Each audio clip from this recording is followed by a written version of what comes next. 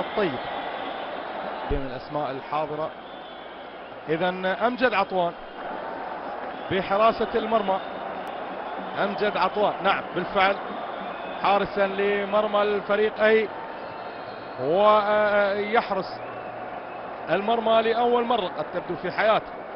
هذه ما سواها بس نشأة أكل في بطولة آسيا 2004 آسيا التي أقيمت بالصين، عندما طلب الحارس آنذاك كابتن أحمد علي طيب الذكر والمتبقي دقائق قليلة. نشأة أكرم حارسا لمرمى العراق. وراها تلعب الكرة لحسين جبار باللمسة، إنما وصلت الكرة يا عيني يا عيني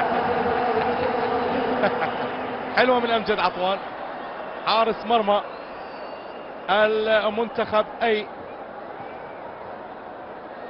يلعب منقوص اللعب. عاد هذه فرصة